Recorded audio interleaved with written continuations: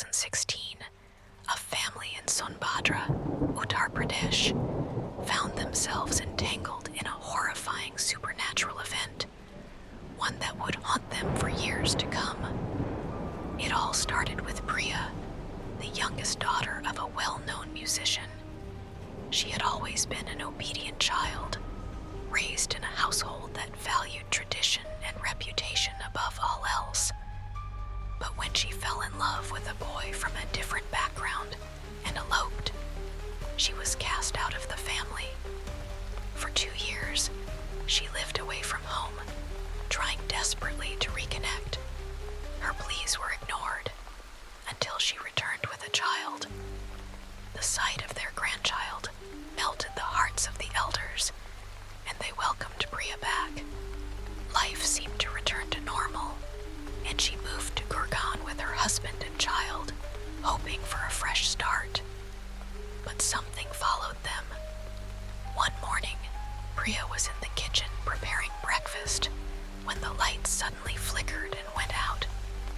She sighed, assuming it was a power cut, but as she turned toward the sink, she felt a presence. Looking down into the drain, she saw it, an eye staring back at her. Frozen in terror, she watched as a pale, decayed face emerged from the darkness, rising from the sink like a nightmare come to life.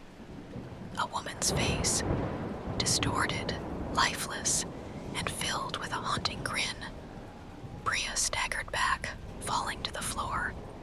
She screamed for her husband, Pawan, who rushed into the kitchen. But when he arrived, there was nothing there. "You must have imagined it," he said, trying to calm her. But Priya knew what she saw. Strange occurrences followed.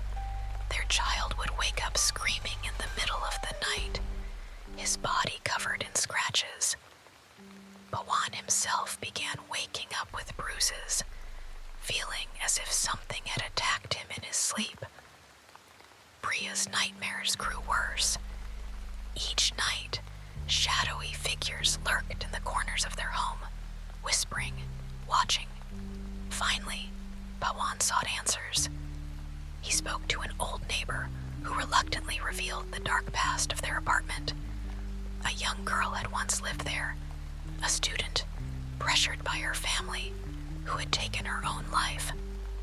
And before them, another family had moved in, only to perish in a mysterious fire. Realizing they were in danger, Pawan and Priya moved to a new apartment, hoping to leave the darkness behind. But their troubles were far from over.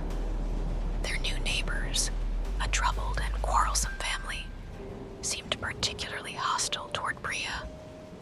The matriarch of the house, a bitter woman, constantly fought with her, cursing her in an unfamiliar language. Soon after, Priya's belongings began to disappear. Her personal garments, her jewelry, small items from their home. Then, she started falling ill, growing weaker each day. Pawan knew something was terribly wrong. He sought out a priest who revealed the horrifying truth. Priya had been cursed. The angry neighbor had taken her photograph and handed it to a black magic practitioner who had performed a cremation ritual on it. A ritual meant to summon a spirit to torment its victim. "There is a jinn attached to her now," the priest said gravely, "and it will not leave willingly." Desperate to save his wife, Pawan followed the priest's instructions. Every night for 40 days, he and his family locked Priya in a room, tying her down with thick ropes. A sacred flame was lit, and they chanted prayers without pause. But the jinn fought back. On the first night, Priya broke free from her restraints with unnatural strength, sending her brother-in-law flying across the room. On another, she twisted her mother-in-law's fingers so violently that they remained permanently disfigured. Each night, she spoke in voices that were not her own, mocking, laughing, cursing. But the family